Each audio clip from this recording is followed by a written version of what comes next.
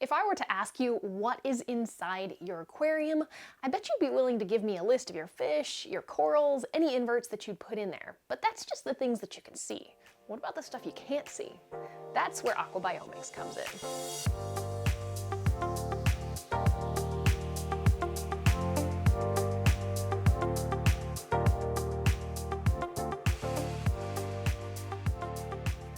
Hi there, I'm Hillary for Waterlogged on behalf of saltwateraquarium.com.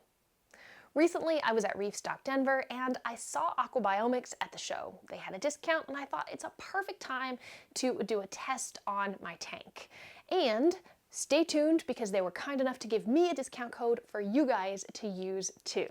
So, if you decide that you want to do this on your systems, well, I'm going to walk you through it today so that you know what to expect.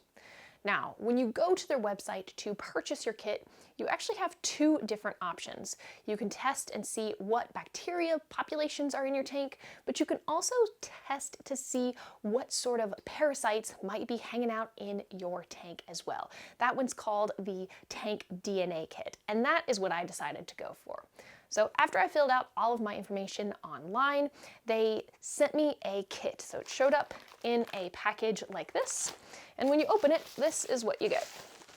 So you get a prepaid shipping envelope and you get the little kit. So up here, this one says M, that's the size gloves that I chose. Let's go ahead and open this up and see what is inside and what we need to do.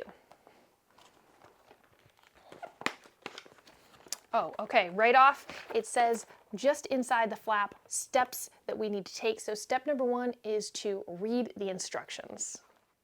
Okay, first things first, we need to go ahead and wash our hands. I've read the instructions, so I'll walk you through it step by step as I do it myself. I'll be right back after my hands are clean. First step is first, wash my hands. I've already done that. The next thing on the instructions is to go ahead and pull out the pair of gloves and put them on. All right, now that I've got my gloves on, we need to remove the syringe. Using our syringe, I'm going to get a sample of water from the top part of the water column in the tank. Okay, now that I have my water in the syringe, I'm going to take my little filter out of this cup. Now, something that they don't give you in the kit is something to squeeze the water into. So as you are pushing the water through this filter, it's gonna have to go somewhere. So get yourself a container. I've got a cup right here. So we do this slowly. It might take a while, and then we have to do this whole process 3 times. So as we are pushing the water through the filter that's in this little bottom part, the DNA from the tank is getting trapped in the filter and the water is just going on through. This is syringe number 2. I can already feel it's a little bit harder to press the water through than it was the first time. The instructions on this say that you should take your samples before you feed, before you do your cleaning. This is syringe number 3. Next, we are opening the shipping tube.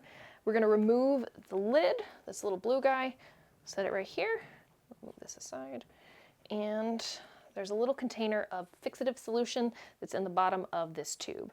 So it says to pour the fixative solution into this little cap. All right, now we're going to use our syringe to pull up the fixative solution. It says if we get some air in there, it's okay. All right, so then we're going to put our syringe back on top of the filter, and we're going to squeeze that fixative solution through the filter. Now we are going to take the last thing that is in our box, this little sterile bag, and we're going to go ahead and put our sample in it. So you got to tear that off. We're going to twist this end over end twice, and then press these yellow tabs in. Next thing we have to do is to go register it on their online database and then send it in. Now, timing on this is really important, so it shouldn't be more than 24 hours from when you take your samples to when you put them in the mail for them to receive. If you have to do your samples early and you can't mail them, go ahead, you can stick them in the freezer and store them until you're ready and able to send them in. Stay tuned because Eli has generously said that he would walk me through my results once they're getting done. I believe it takes about 2 to 3 weeks to get them back, so I can't wait to see what's in the tank. As I mentioned, I went ahead and sent out my samples to Eli. Now, I mentioned that there is a several week window that you have to wait before you get your results back, and that's kind of where things changed. While I was waiting for my results, I was talking to some people online, and I'll be honest, I was influenced.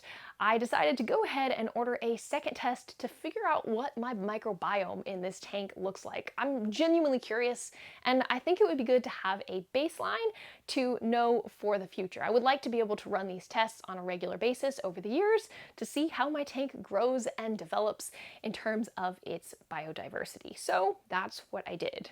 Now, thanks to the magic of editing, it's going to be one smooth thing, but it's long, so I'm gonna have to break it up into 3 different videos. Obviously, you're gonna have this video where I show you what it looks like to take a sample, but then there's going to be the 2 videos after, where Eli has generously taken his time and sat down with me, and we have gone through the test results from the environmental DNA and the microbiome of my tank step by step.